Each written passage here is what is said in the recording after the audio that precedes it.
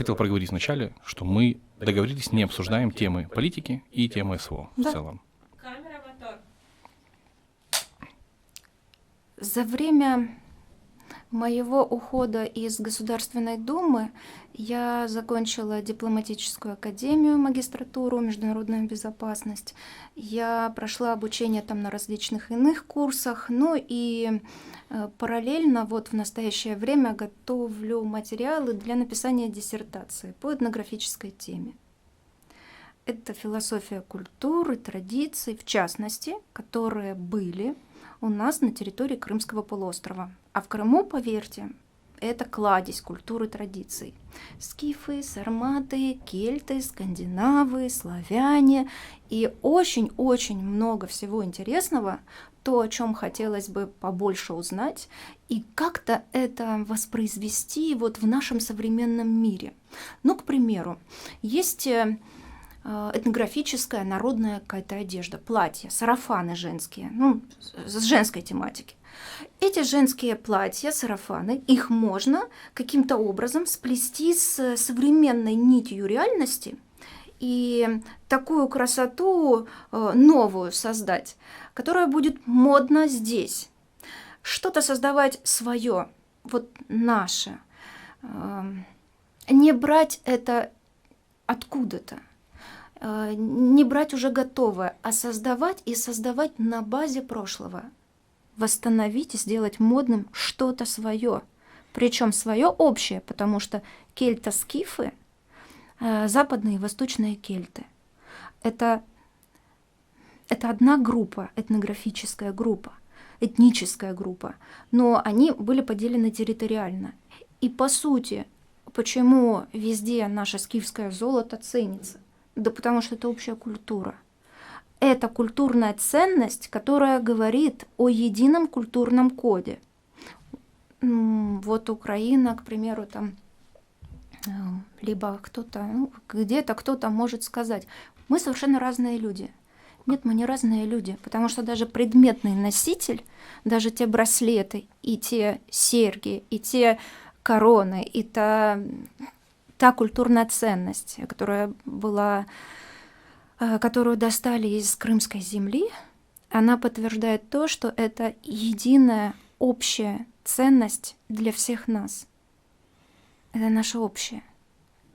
Это уже даже предметные материальные носители говорят об этом. Но удивительно, что современные тренды как будто бы требуют, чтобы наоборот ты прекращал быть частью чего-то большого, чего-то общего, и наоборот сосредотачивался на своей индивидуальности. И всем ходил и доказывал, что ты индивидуальный, ты уникальный, ты вот такой и не такой, как все. Все уникальности, когда собраны в общем кластере, это и есть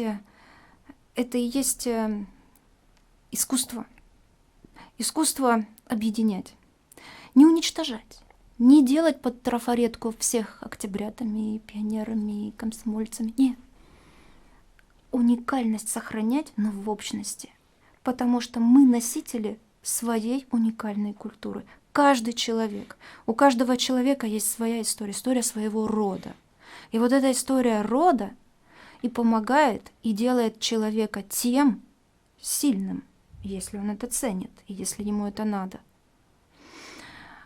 Ежели он забывает и отказывается от собственной истории своего рода, либо не знает ее, но он слабоват, как дерево со слабеньким корнем. Поэтому ее нужно знать. Поэтому я считаю, что не нужно бояться. Там в истории ведь не только все хорошее, безоблачное, красивенькое. Нет. Там и плохое тоже есть. Но это надо знать. Ну, от этого никуда еще и не деться в целом. Там достаточно признать и все, и жить с этим как-то. 100%. То есть получается, что вы изучаете историю нашего общего прошлого, жителей Крыма. Не только жителей Крыма. Ну, хорошо. Мы же говорим о том, что в Крыму было очень много представлено культур самых разных. Получается, и при этом погружаетесь в нее одновременно, чтобы как-то больше понять и примерить на себя, что ли, да, этот образ жизни, который был у тех, кто населял эти территории там до нас. То есть это своего рода просто изучение. Но для меня это не просто изучение. Для меня это опять-таки мой путь, моя дорога, моя идея, которая во мне горит, и я это делаю для себя. Я хочу узнать об обычаях, о культуре наших предков. Я хочу знать то, что просто так, открыв книгу, не найдешь с первой страницы. То, что необходимо пролопатить кучу литературы, пересмотреть разные сюжеты, найти, искать что-то забытое, что-то древнее, что-то крамольное, может кто-то сказать, потому что сейчас традиция одна, и выходить за ее пределы не очень выгодно и модно, потому что тебя сразу будут обзывать: ты сектант, или нет, ты сатанист, нет, ты ересь несешь, или как-то по-разному. Но почему? Мне кажется, нет таких знаний, которые могли бы вредить человеку. Есть знания, которые ты принимаешь, и есть знания, которые ты отторгаешь, ты не хочешь. Ты делаешь выбор. Каждый день мы делаем выбор.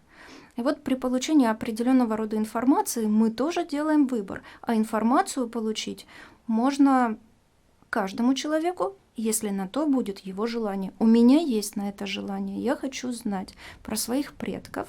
Не обязательно, начиная с христианских времен. Мне интересен дохристианский период. Поэтому я много читаю, много изучаю, и вот сейчас, готовлю материалы разного рода. У меня идея, вот даже если на всех не хватит тех предметов древности, которые есть, это уникальные предметы, которые должны находиться у нас на земле, каждый человек имеет право дотронуться, либо посмотреть, но есть возможность по аналогии с этими уникальными вещами, скифское золото, украшения, там женские разные украшения, серьги, короны, не знаю, цепочки, кольца. Это же все можно восстановить и делать из современного материала такое же самое украшение, но только скифского периода, и делать его модным. Интересно таки. Это отличная идея, мне кажется. И опять здесь мы вроде бы как придумываем что-то новое, но это что-то новое, но оно имеет под собой большой фундамент, на самом деле, конечно, исторический. Это наша память. Это то основное, что останется у человека, это память, это опыт. И память наших предков. И несмотря на то, что скифское золото, пока мы еще не вернули с Амстердамского суда, и часть передали, якобы часть передали в Киев, но у меня, например, вызывает сомнение, подлинную ли часть передали в Киев или нет этого скифского золота. И часть осталась там, в Европе, то можно ведь создать такие же самые украшения, но из современного золотого материала, то, из чего сделаны эти ювелирные украшения. Можно. Представьте, какой это был бы реально хороший ход.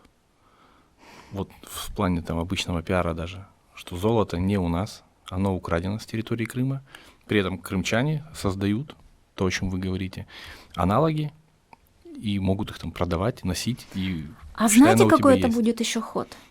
Вся Европа и весь мир увидит одну вещь. Она увидит то, что люди, проживающие в России, ценят собственную культуру, они ее дорожат. Они не продают, чтобы денежку заработать, драгоценности, собственное прошлое и предков. Они не пользуются Кристиан Диор, хоть и можно пользоваться, конечно, но они хотят восстановить и сделать модным что-то свое. Что бы вы ни опубликовали, под любым из этих постов, неважно на какой площадке, огромное количество комментариев, где 95% позитивные. Вам признаются в любви, вас хвалят, делают какие-то комплименты, шлют слова поддержки. Это настолько не свойственно, мне кажется, для русской части интернета, но это у вас есть. Прям целый какой-то большой такой, я не скажу, что это фан-клуб, но группа поддержки как точно, которые оказывают вам эту самую поддержку даже в этих комментариях. Я просто удивился. Я думал, я зайду, и там будет сейчас, что-то нелестное? Нет.